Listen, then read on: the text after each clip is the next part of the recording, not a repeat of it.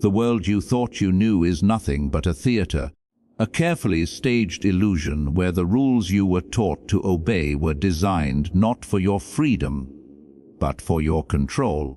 And if you have ever wondered why you, with your intelligence, your hard work, your good intentions, remain overlooked while others with less skill, less substance, and far less integrity rise above you, the answer is simple yet terrifying.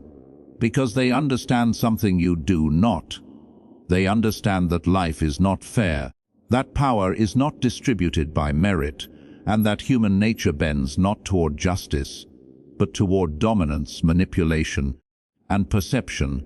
And the sooner you allow this bitter truth to seep into your bones, the sooner you can stop being prey in a world designed for predators. You have been conditioned since childhood to play fair, to be kind, to follow the rules, while those who truly rule were already breaking them, reshaping them, writing their own laws in invisible ink. And you were taught to wait for respect, while others took it with calculated moves.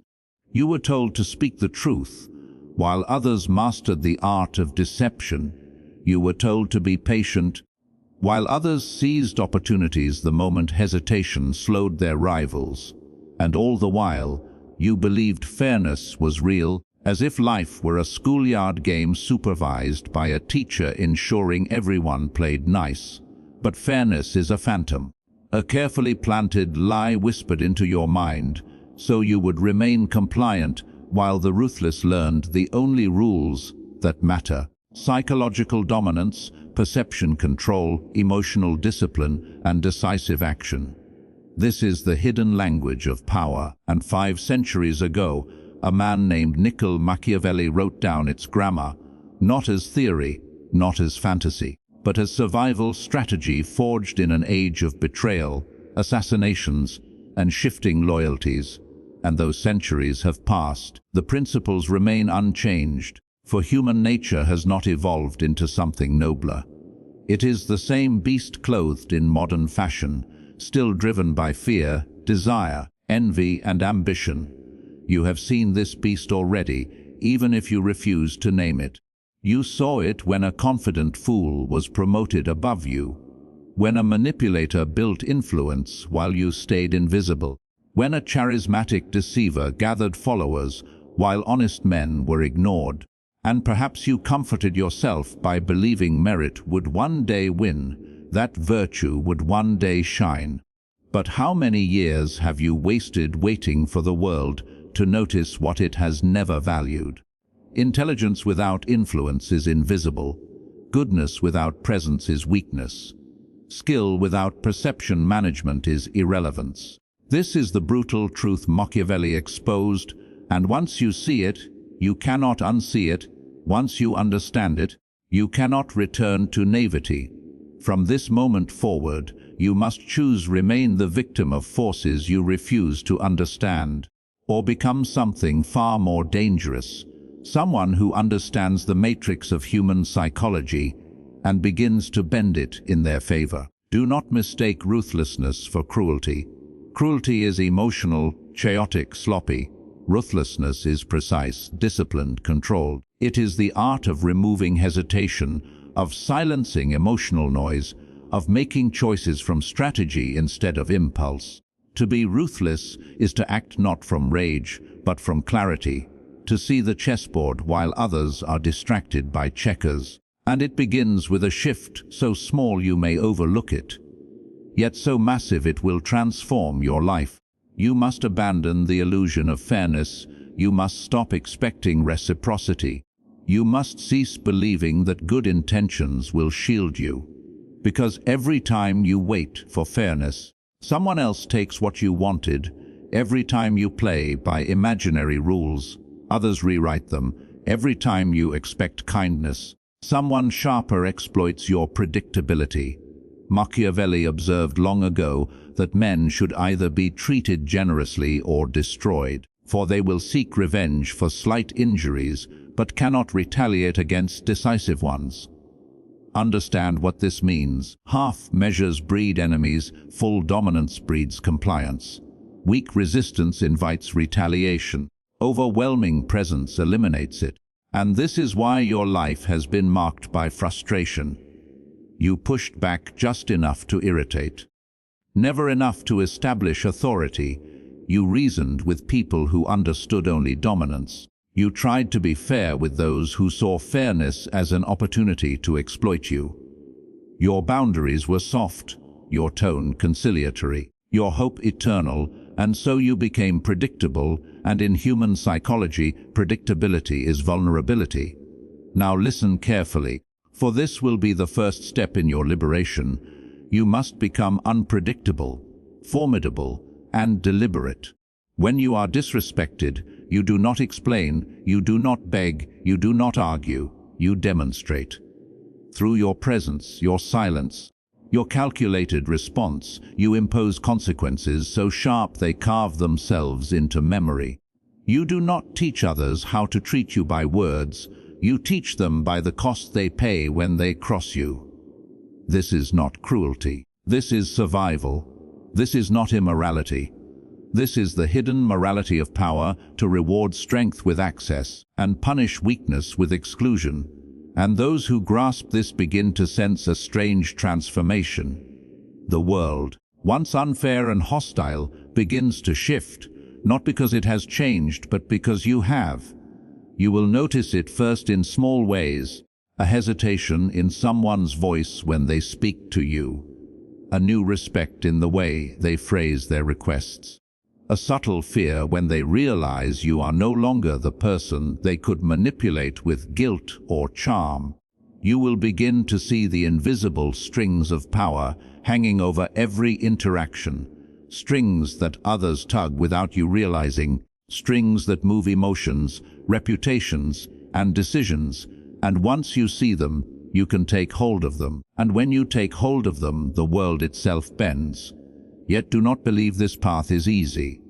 Once chosen, it cannot be undone. Once the veil is lifted, you cannot return to ignorance. Once you know the rules, you are bound to play by them.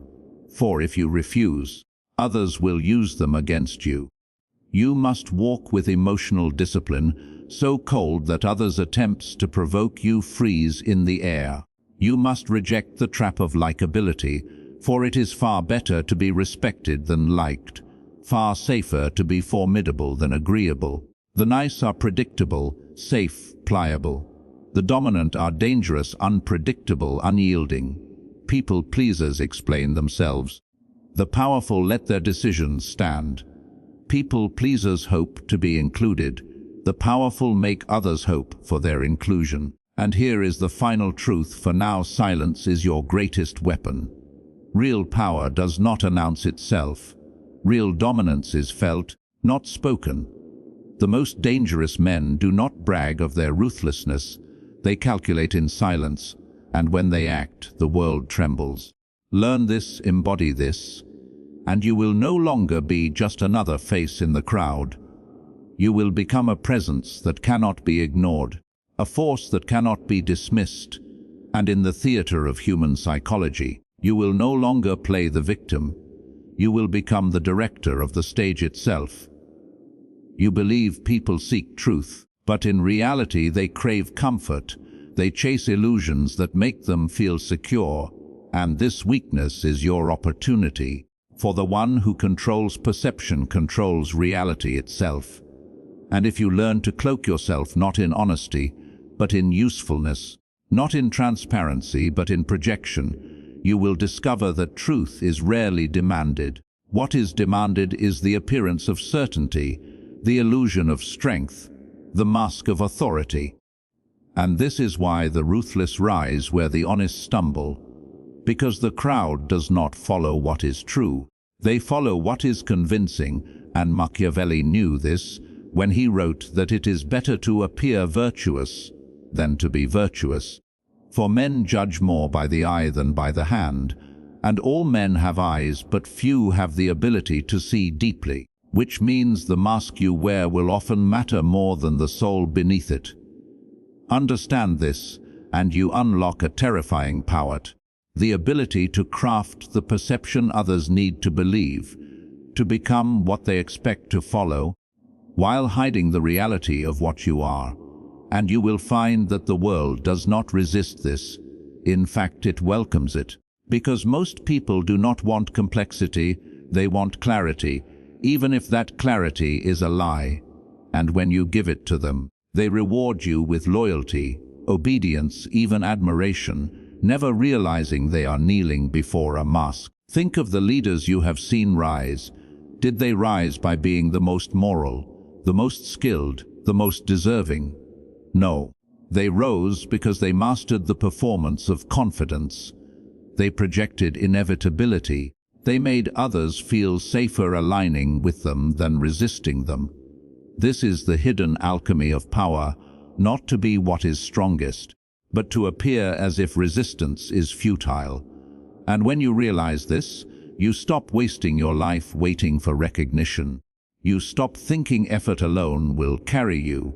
You stop thinking truth will defend you. For truth without power is just a whisper drowned by the roar of illusion. You must become the roar.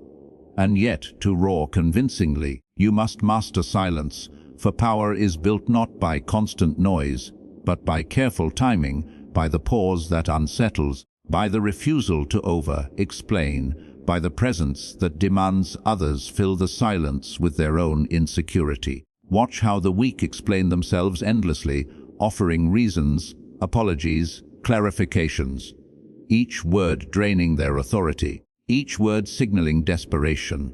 The strong, however, remain still, and in their stillness others project fear, respect, even myth upon them. Learn this art, and you will command more without speaking than the talkative ever achieve with their endless explanations. But silence alone is not enough. You must pair it with decisive action, the kind of action that leaves no doubt, no room for negotiation, no space for challenge. Machiavelli said injuries must be done all at once, so they cannot be avenged. But benefits should be given little by little, so they are savored and remembered.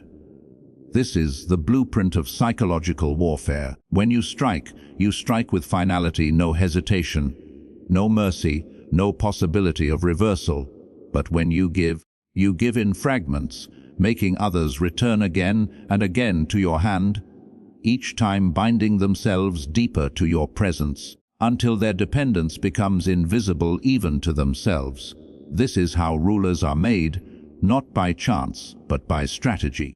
And you must understand that strategy requires distance from emotion. If you let anger guide you, you become predictable, easy to bait, easy to destroy. If you let kindness guide you, you become exploitable, a resource others consume until nothing remains. But if you let clarity guide you, if you look at people not as they claim to be, but as they are, animals of appetite, fear, vanity, and envy, you will see the patterns they cannot hide. And once you see patterns, you can predict, and once you predict, you can control. You will learn to feed vanity when you need loyalty, to stoke fear when you need obedience, to offer hope when you need patience, and to withdraw all three when you need chaos. This is how you stop reacting to life and begin orchestrating it. This is how you shift from pawn to player, from victim to architect. And yet, beware the greatest danger, to believe yourself immune to these same manipulations, for power is a hall of mirrors, and even the most ruthless can become trapped in illusions of their own making. Believing loyalty is love, believing obedience is genuine, forgetting that followers obey not because of affection, but because of necessity, and necessity can change in an instant. The powerful who forget this grow complacent, and complacency is fatal. You must remain vigilant, always aware that those who praise you today may conspire tomorrow, that the crowd's adoration is a mask for their hunger, that allies are allies only as long as your shadow shields them. Never trust permanence in human affairs, for nothing is permanent except the relentless struggle for dominance. Machiavelli warned that a prince who builds his power on the love of the people builds on shifting sand. For people are fickle, and their loyalty vanishes with their fear, their envy, their disappointment. Far safer is to build on fear, for fear does not change with mood, fear does not require gratitude, fear does not demand fairness. Yet even fear must be managed, for too much fear breeds hatred, and hatred is a poison that waits in silence until it finds a chance to strike. Thus the balance. Feared enough to be obeyed, not so hated as to be destroyed.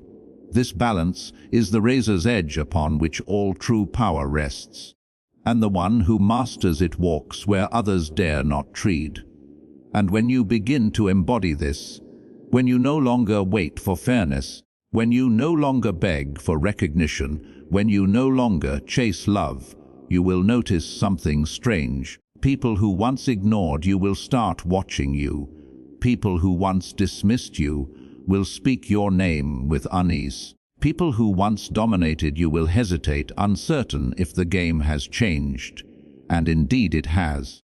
For the game was never about fairness, it was about perception, dominance, and timing. And now you finally see the board. And once you see it, the question becomes not whether you will win, but how far you are willing to go to ensure no one ever dares to play against you again. Power has always been a theater, and those who master it are actors who never forget they are on stage. Yet the weak make the mistake of believing the stage is real. They confuse the role with the man, the applause with the truth, the mask with the face, and so they are deceived again and again, handing their loyalty to performances instead of principles, to appearances instead of substance. If you wish to dominate, you must become the director of this theater, not its passive audience. You must decide which illusions to cast and which truths to conceal. You must learn to speak not only to reason, but to desire, for reason convinces a few while desire moves the many. And you will see that desire is rarely noble, it is hunger for status, for belonging, for advantage, for survival. And when you appeal to these primal appetites, you will pull people like marionettes, their strings hidden in plain sight. Consider envy, that most corrosive of emotions. Envy can topple kings, dissolve friendships, destroy empires, yet envy can also be your instrument if you wield it carefully. For you can turn allies against each other with the whisper of unfair advantage. You can fracture loyalty by highlighting what one man has that another lacks. You can sit back as they erode themselves in comparison, never realizing you planted the seed. The ruthless understand that to build their own strength, they must learn not only to gather power, but to scatter the power of others, to prevent unity that could threaten them. Divide and rule is not a phrase, it is a weapon, one of the oldest and most effective, for unity is unnatural to men. It is fragile. It demands sacrifice, but division is easy.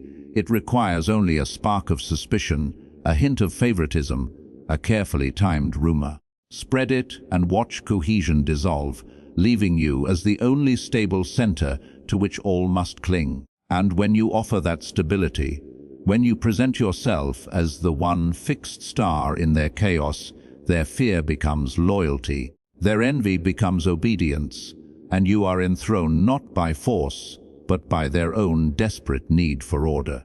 This is how empires are built, not only on conquest but on manipulation, not only with weapons but with whispers. Machiavelli knew that those who rely solely on force will burn quickly, but those who master manipulation endure. For force creates enemies, but manipulation creates dependence.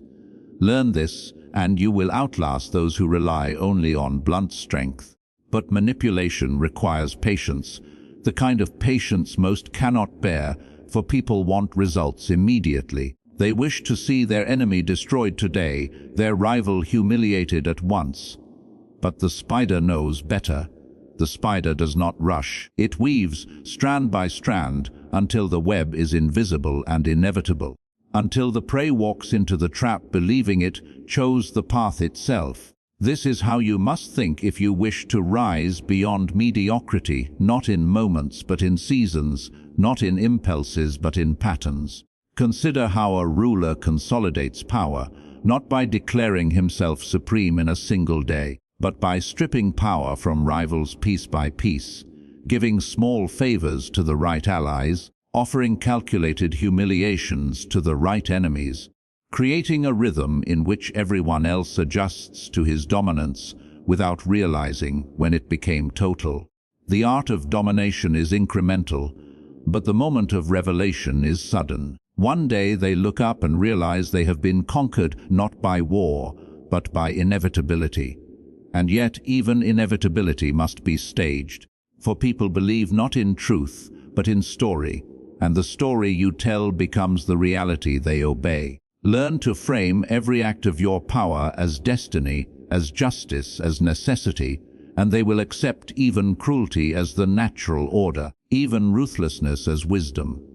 And if you doubt this, look at history. Every tyrant justified himself with destiny. Every empire cloaked its expansion as necessity. Every betrayal was repainted as justice. It is not the act itself that decides whether you are condemned or celebrated. It is the story wrapped around it. Write the story and you own the act. Ignore the story and others will write it for you, casting you as villain, coward, or fool. Never let others seize the narrative, for the narrative is the crown. Control it or be ruled by it. But do not mistake narrative for invulnerability, for while it shields you, it also binds you. And here lies the paradox. You must embody the mask so fully that others cannot doubt it, yet never forget you are wearing it. For the moment you believe your own illusion, you fall. The ruthless are actors who never confuse the play with the truth, who never forget that the stage can collapse, that applause can turn to silence, that adoration can rot into hatred. This awareness is what separates the strategist from the tyrant. For the tyrant grows drunk on his own myth and dies in disbelief, while the strategist drinks only enough to intoxicate others and remains sober in the shadows, watching, planning, waiting. And as you practice this, you will notice a strange transformation in yourself, for ruthlessness is not merely a set of tactics, but a shedding of illusions, a burning away of the comforting lies you were raised to believe, that fairness will save you, that goodness will be rewarded, that honesty guarantees respect. These are chains disguised as virtues, and when you break them, you will first feel lost, as though the ground beneath you has dissolved, but soon you will see it was never solid ground at all, only shifting sand, and now you stand above it, untethered, dangerous, free. This freedom is not pleasant, it is not warm, it is cold, isolating, even terrifying, for you see the world not as a family, but as a battlefield, not as a home, but as a theater of war disguised as civility. Yet in this coldness lies clarity, and in clarity lies power, and in power lies the ability to shape the world instead of being shaped by it. Most will never know this freedom. They will cling to their illusions until the grave, calling them principles, calling them morality, calling them faith. Let them. Their blindness is your cover, their trust is your leverage, their hope is your camouflage. You must not despise them for it, you must exploit them because of it. And when you do, you will begin to see human beings not as mysteries, but as systems, predictable, programmable, manipulable. You will see their needs like levers, their fears like buttons, their desires like maps, and you will know which to press, which to pull, which to ignite. This is not cruelty, it is clarity, for in a world where everyone manipulates unconsciously, to manipulate consciously is simply to stop pretending. And if this unsettles you, if this voice whispers too harshly, remember Machiavelli did not write for saints, he wrote for survivors. He wrote for those who wished not to be devoured by wolves, but to wear the wolf's skin themselves, to step into the forest not as prey but as predator. You are being asked the same question now. Will you continue believing in fairness, or will you take the mask, the silence, the patience, the story, and begin to craft not the world you were given, but the one you demand? The longer you walk this path, the more you will notice how fragile people truly are, how quickly their certainty collapses, how desperately they cling to anyone who seems more grounded than themselves. And it is in this fragility that you will find your advantage, for to rule is not to overpower, but to stabilize the unstable, to offer an anchor in storms that you yourself secretly create. Most people live in fear, though they disguise it under laughter, work, distractions, religion. They are afraid of being abandoned, afraid of being forgotten, afraid of being powerless, and these fears gnaw at them constantly, silently, until someone comes along who promises to quiet them. If you learn to become that person, if you learn to radiate the calm that others lack, the decisiveness they crave, the certainty they hunger for, you will hold them as firmly as chains could, without them ever realizing they are bound. And yet, you must not mistake their dependence for permanence, for dependence is fickle. It shifts when a new source of certainty appears stronger, louder, more convincing. Thus you must never stop projecting inevitability, never stop weaving the story that you are not merely an option but the only option. Machiavelli advised that fortune is like a woman, and to keep her under control you must treat her roughly, not because he despised women, but because he knew fortune favors boldness, that hesitation is punished while audacity is rewarded. This is the law of power. The bold command respect, the timid are devoured. So when the time comes to act, you must act with such finality that no one dares imagine you could be stopped. Strike once, but strike so deep that none forget. Remove rivals not with hesitation but with absolute certainty. If you leave them breathing, leave them fearful and grateful, never neutral. For neutrality is the soil in which rebellion grows. But fear alone is not enough. If you build only on fear, your rule will crack, for fear breeds hatred when left unchecked, and hatred waits like a knife in the dark. This is why the master of power alternates cruelty with generosity, punishment with reward, terror with hope. He is storm and sun, drought and rain, teaching his subjects to never know which will come next. And in this uncertainty they cling tighter, for they would rather live with unpredictable order than with predictable chaos. Here lies the paradox of domination. You do not enslave by chains, you enslave by rhythm, by becoming the axis around which others' emotions spin. And when you are that axis, you need not pursue them. They pursue you, seeking the next sign, the next decision, the next gesture, as if their lives depend on it. This is the true art of rulership, to make others need your existence more than you need theirs. But beware, for even the strongest ruler faces enemies, and not all can be crushed.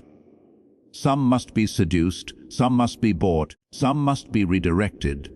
Machiavelli knew the danger of unnecessary cruelty, for cruelty without purpose breeds resistance, but cruelty with purpose breeds fear and respect. Therefore, always cloak necessity in justification. Never let your acts appear arbitrary. Every punishment must look like justice, every betrayal must look like destiny, every removal must look like cleansing. When Caesar crossed the Rubicon, he framed it not as rebellion, but as the fulfillment of Rome's destiny. When rulers purged their courts, they claimed it was to protect the people, never themselves. So must you. Power survives not because of the act itself, but because of how the act is perceived. Understand this, and you will wield the blade without trembling, for the story you weave will bury the truth of the cut. But to weave stories effectively, you must understand memory, for men remember beginnings and endings, but forget the middle. Begin with impact, end with inevitability, and the path between will vanish from their minds. This is why rulers make grand entrances, why tyrants stage grand exits, why history remembers not their mistakes, but the symbols they left behind. Leave symbols behind you, victories that echo, punishments that terrify, gestures that inspire. Symbols outlive the flesh, and those who craft them rule even after death. But even as you craft, you must remain aware that symbols can turn against you if they are not maintained. Let your image decay. Let your certainty weaken, and your symbol becomes mockery. Guard your myth as you guard your throne, for once it crumbles, no force will restore it. Yet myths alone are not enough, for men are greedy, and their loyalty lasts only as long as they profit. This is why you must control the flow of reward, never giving so much that they are satisfied, never so little that they despair. Keep them hungry, but not starving, hopeful, but not fulfilled. In this balance, they will always return, always wait for the next gift, the next sign, the next favor, and you remain the dispenser of fate itself. And if ever they forget their dependence, remind them swiftly, for forgetfulness is rebellion in its infancy. This is why punishments must be sudden, ruthless, and public. A hidden punishment teaches nothing, a public one warns all. Do not punish slowly, for delay breeds courage. Strike fast, and fear will spread faster than any speech could. Yet never strike more than necessary, for unnecessary violence wastes authority. The knife must be sharp, but it must cut only where needed. Control yourself, for the man who cannot control his cruelty will eventually be consumed by it. And this is the danger of power. It does not merely corrupt others, it corrupts you. The intoxication of obedience, the thrill of fear in others' eyes, the ease with which you can take what you want. These are temptations that devour rulers from within. Resist them, or you will become sloppy, predictable, and doomed. Power is not indulgence, it is discipline. It is not freedom, it is vigilance. To rule is to constantly guard yourself against the decay of your own will. This is why so many rulers fall not by the sword of enemies, but by the rust of their own arrogance. They forget hunger, they forget fear, they forget the cold clarity that raised them, and they drown in the comfort their own power created. Do not drown. Remember the cold. Remember the hunger. Remember the silence that taught you patience, the betrayal that taught you vigilance, the struggle that taught you cruelty. These are not wounds, they are weapons sharpened by suffering. Carry them always, for they will keep you alive when comfort whispers lies of safety. And if you can do this, if you can balance cruelty with generosity, fear with hope, patience with boldness, illusion with clarity, you will not merely rise, you will remain. Remaining is the true test, for many rise, few endure. The pages of history are filled with men who tasted power briefly and lost it, who climbed to the throne and were dragged from it, who believed themselves untouchable until the knife proved otherwise. Do not be one of them. Endure.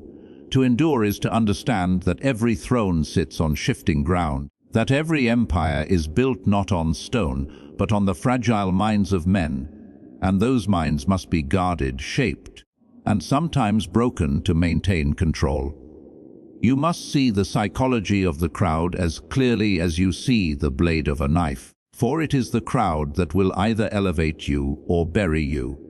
Crowds are not rational, they are storms, swayed by emotion, driven by envy, ignited by fear.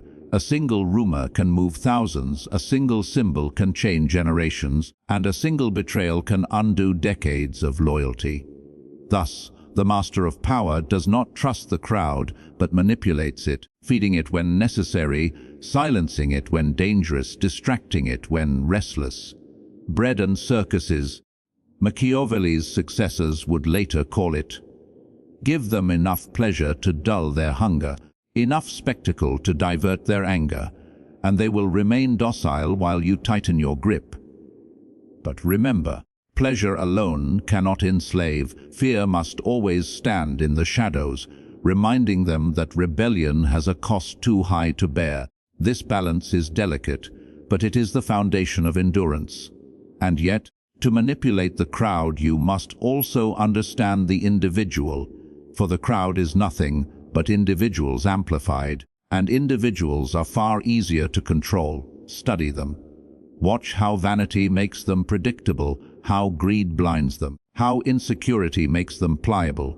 Speak to what they lack, not what they have. Tell the insecure they are strong, and they will follow you to prove it. Tell the greedy they are wise, and they will give you everything for the illusion of cleverness. Tell the vain they are seen, and they will become your most loyal defenders. Do this not out of kindness but calculation, for every weakness you recognize in others is a lever you can pull at will. And if you wonder whether this is cruelty, ask yourself, do they not already seek this from you, even unknowingly? Do they not crave affirmation more than truth, recognition more than reality? To give it to them strategically is not cruelty, it is control. And once you control individuals, you control factions. Once you control factions, you control nations. But beware, just as you manipulate, so too will others attempt to manipulate you, and if you are blind to it, you will be undone. Never assume loyalty is genuine. Never assume friendship is untainted. Every ally has a second face, every follower a hidden appetite, every confidant a price. Trust not in words but in patterns, not in promises but in actions repeated over time. Even then, keep distance, for the closer one comes, the sharper their betrayal will be. Keep allies near enough to use, never close enough to wound. And when betrayal comes, as it always does, respond not with hesitation but with swiftness, for hesitation is death. Strike back so decisively that no one else dares consider the same. Betrayal is not merely a wound to be avenged, it is a message to be sent. Send it clearly, and the echoes of fear will silence future traitors before they can even act. But let us step deeper into the realm where endurance becomes dynasty, where a ruler becomes not merely a man, but an era. To build this, you must master succession, for no throne is safe if the future is uncertain. Who inherits your power? Who carries your myth? Who sustains your order when you are gone? These questions destroy empires more than foreign enemies ever could. Choose poorly, and your legacy is ashes. Choose wisely, and your shadow will stretch across centuries. Do not leave this to chance. Mold your successors as carefully as you mold your own image. Teach them enough to appear strong, but never enough to overshadow you in life. Let them inherit only when your grip is truly finished, and not before. For ambition in the young is a blade pressed against your back. And yet, understand that no matter how carefully you plan, time itself is your enemy, for time erodes memory, time dulls fear, time transforms myths into stories, and stories into dust. How then do you fight time? With symbols that cannot be erased, with monuments, with legends, with whispers so deeply embedded in culture that they outlive you. This is why rulers carve their names into stone, why conquerors rename cities, why dynasties rewrite history books. They know that time cannot erase what is repeated endlessly, taught as truth, accepted as destiny. Control history, and you control the future, for generations will believe not what was, but what you say was. Machiavelli hinted at this truth, but history proves it relentlessly. The pen does not merely record power, it manufactures it. Write the story, and your rule extends beyond death. But even this must be guarded, for stories are vulnerable to corruption, to reinterpretation. Thus, ensure that your myth is simple, memorable, undeniable. Complicate it, and it will be forgotten. Simplify it, and it will be worshipped. Be the liberator, the founder, the savior, the necessary tyrant. Choose your myth carefully, for once it takes hold, it cannot be undone. And in the quiet moments, when you ask yourself whether all this effort, all this calculation, all this ruthlessness is worth it, Remember this. Life itself is ruthless. Nature rewards not the fair but the fit, not the honest but the cunning, not the kind but the relentless. The wolf does not apologize to the lamb. The storm does not ask permission from the tree. The fire does not seek approval from the forest. Why then should you live as though fairness is owed to you? Fairness is a story told to the weak to keep them docile, to keep them waiting for justice that never comes, while the strong carve reality to their will. You must decide whether you will be among the waiting or the carving, whether you will live in illusions or wield them as tools. And when that decision is made, hesitation dies, and you finally see the world as it is, not a playground of equals, but a battlefield of predators and prey. And once you see this, there is no going back. You will feel the loneliness of clarity, for few can join you here, but you will also feel the exhilaration of freedom, for no lie binds you anymore. You will no longer beg for fairness, no longer hope for justice, no longer cling to illusions of safety.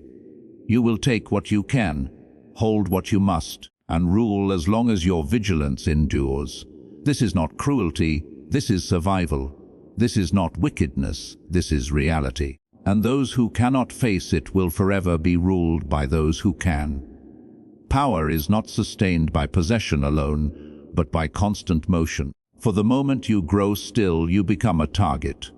Stagnation is death, and the predators of the world sense weakness the way wolves scent blood in the snow. You must always be moving, always reshaping, always advancing, for even the appearance of vitality keeps rivals hesitant. Machiavelli knew this well. He taught that a prince must never seem idle, that action itself is a shield, that decisive movement often blinds enemies before their blades can rise. And yet action without foresight is chaos, so the art lies in appearing spontaneous while every move is calculated long before it unfolds. Master this illusion, and your enemies will stumble in confusion, mistaking your inevitability for luck, your foresight for chance.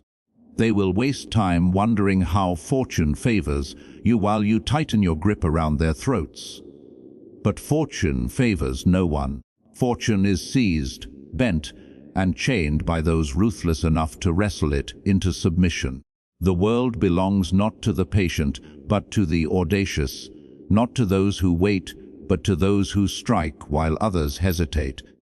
Remember, this hesitation is permission granted to another to take what should have been yours. Every rival you face believes they are as cunning as you, but their arrogance is their weakness. Watch closely, and you will see the cracks in their strategies. Some move too boldly, mistaking recklessness for courage. Others move too cautiously, mistaking fear for prudence. Exploit both. Against the bold, set traps hidden beneath their confidence. Against the cautious, force them into choices where delay is destruction. And when they fail, never simply defeat them, erase them. A wounded rival returns with vengeance, a destroyed rival is gone forever. Machiavelli whispered that cruelty, when necessary, must be swift, decisive, unforgettable.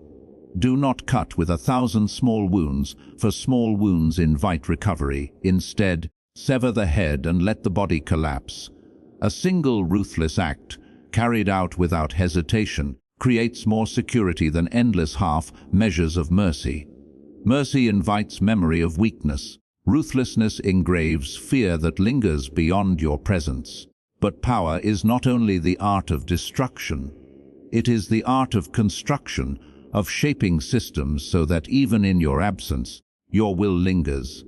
You must build networks of loyalty that overlap and contradict, so no one person can betray you without betraying themselves. Bind people not just with promises but with guilt. Not just with rewards, but with secrets. Not just with honor, but with complicity. Make them need you, depend on you. Fear the void your absence would create. Give them gifts, but ensure those gifts are poisoned with obligation. Lift them high, but only to heights that depend on your hand holding them steady. Should they fall, let them know the ground beneath them will shatter everything they have built. This is how you enslave without chains, how you rule without armies. A man bound by gratitude will one day forget, but a man bound by fear and dependence never escapes. Consider how history's greatest rulers endured, not by endless conquests alone, but by weaving webs so intricate that escape was impossible.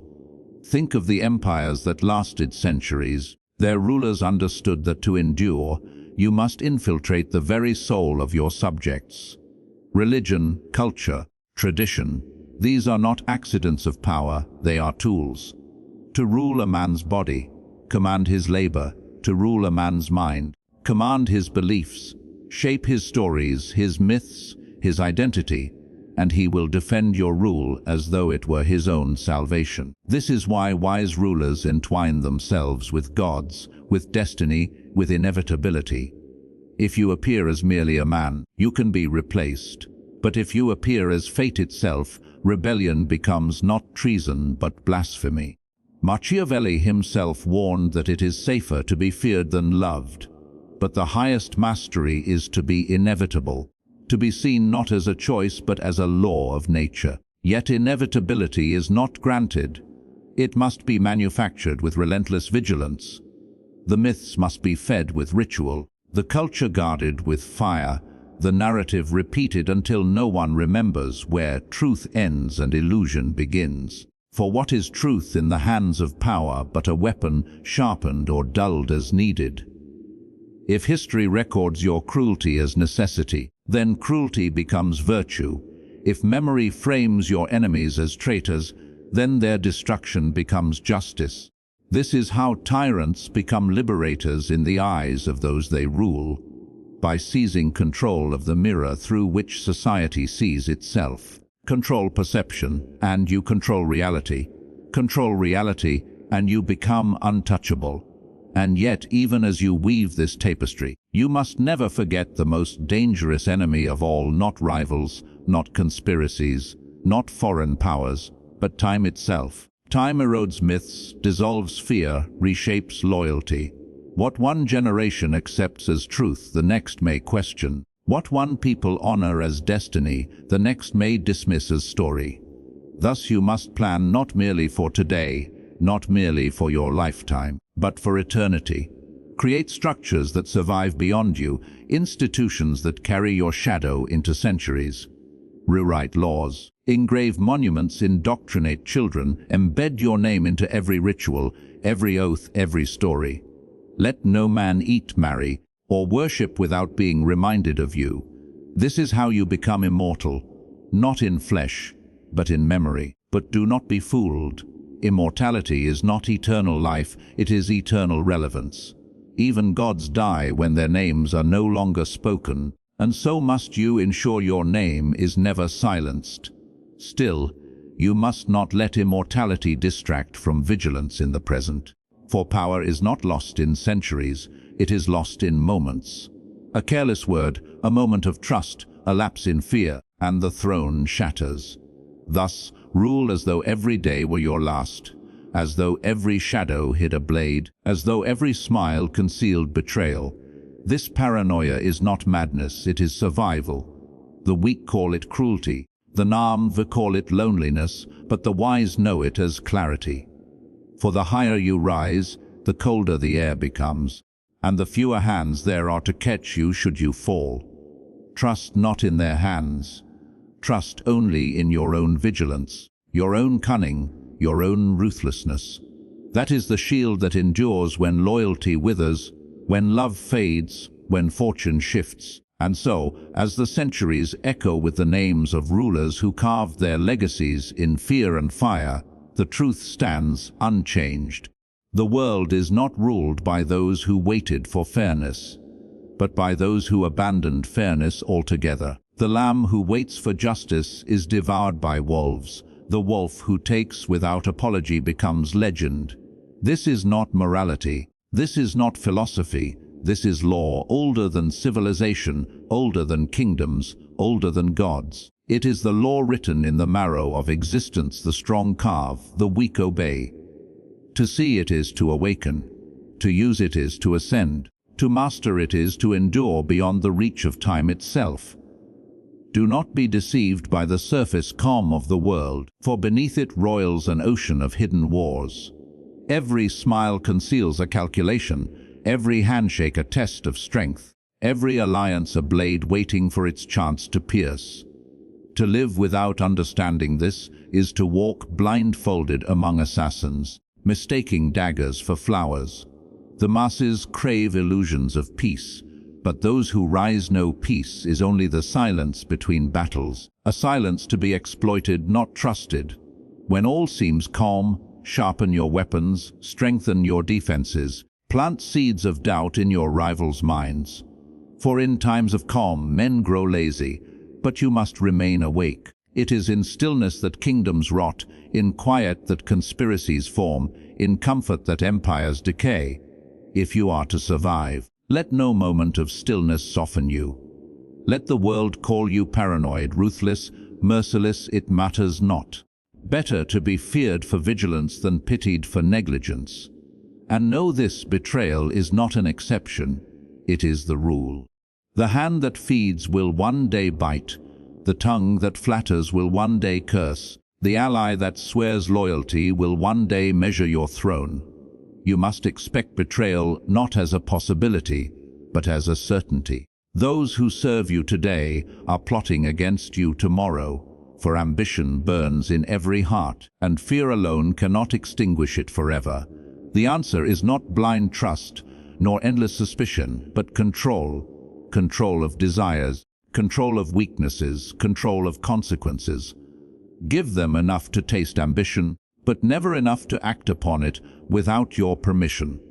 Teach them that betrayal, even in thought, leads to annihilation. Let every rumor of treachery be answered with swift punishment, not whispered warnings. Fear is most effective not when it is loud, but when it is silent, when no one dares even to imagine what punishment might come. The unknown terror binds more tightly than the visible chain. Yet terror alone is brittle, it must be woven with seduction. To hold absolute power, you must be both the nightmare and the dream, both the storm and the shelter. Show cruelty to those who defy you, but generosity to those who submit. Give rewards so intoxicating that obedience becomes pleasure. Let your followers taste wealth, prestige, security, but ensure all of it flows only through your hands. In this way, you become the axis upon which their world spins, the wellspring of all fortune. If they fear your wrath, but love your gifts, they will be trapped, unable to turn from you without plunging into despair. And should they forget their place, remind them with precision. Cruelty without reason creates rebellion, but cruelty with purpose creates loyalty. Be as the surgeon, cutting flesh not for sadism but for survival. In this balance lies the highest form of rule. You will discover, as all rulers do, that power is not merely the ability to command, but the ability to define reality. When you dictate not just what is done, but what is believed, when you shape not just obedience, but thought itself, you ascend beyond the level of tyrant. You become the architect of worlds. Control the narrative of history, and you erase your crimes. Control the narrative of morality, and your cruelty becomes justice. Control the narrative of destiny, and resistance becomes heresy. He who controls the story controls the mind. He who controls the mind controls the future. Thus you must guard the storytellers, the priests, the scholars, the poets, the scribes, for they are both your greatest weapons and your greatest threats. If they sing in your favor, your enemies cannot rise. If they sing against you, your empire collapses from within. Bind them with rewards, silence them with fear, or replace them with voices loyal to your cause. Never allow the story to slip from your grasp, but even as you seize the present, you must prepare for succession, for no ruler escapes death. The body decays, but power must not. Many empires have crumbled not because of defeat in battle, but because of failure in succession. The heir unprepared, the court divided, the enemies emboldened. The moment of death becomes the moment of collapse. If you would endure beyond your flesh, you must orchestrate succession as carefully as conquest. Do not assume loyalty will pass to your heir automatically. Loyalty is to you, not to your blood. You must transfer not only your throne, but your aura of inevitability, ensuring your successor inherits not just power, but the machinery of fear and devotion you have built. And if your heir is weak, shape them into strength, or eliminate them before weakness spreads like rot. For nothing is more dangerous than a throne inherited by a fool, nothing more fatal than a dynasty left to incompetence. And yet, the cruelest truth whispers still: even dynasties fall, even empires fade, even names carved in stone erode. You may rule with iron, you may weave myths of immortality, you may command the world itself to remember. But time is the one adversary you cannot defeat. Does this mean all power is vanity, all ruthlessness futile? No, for though the body perishes, though the empire crumbles, though the name fades, there is one immortality you can seize: influence. If your actions ripple through centuries, if your lessons are studied, if your ruthlessness becomes a doctrine, then you do not die. You become eternal through the shadows you leave behind. Machiavelli himself knew this. He was exiled, disgraced, forgotten by his contemporaries, yet his words outlived kings, outlived dynasties, outlived empires. Today his whispers guide you, centuries after his voice was silenced. This is the truest victory, not to live forever, but to shape forever. So take these lessons, not as mere words, but as weapons. Take them into the chambers of power, into the alleys of ambition, into the depths of your own mind. Sharpen them against your fears, temper them in your struggles, wield them without hesitation. Stop waiting for fairness is a myth whispered to pacify the weak. Stop pretending the world will reward kindness, for kindness without power is forgotten. Stop hoping for justice is written by victors, and victors are ruthless. Instead, carve your path with cruelty when needed, with cunning always, with vigilance unceasing. Become the predator in a world of prey, the storm in a world of stagnation, the shadow that moves when all others sleep. Be ruthless, not for cruelty's sake, but for survival, for dominance, for eternity. And when you rise, when your enemies lie shattered, when your name is whispered with awe and terror, remember this final truth: you were never playing fair, because fairness was never real. There is only power. There has only ever been power. And in power there is no morality, no mercy, no justice, only victory.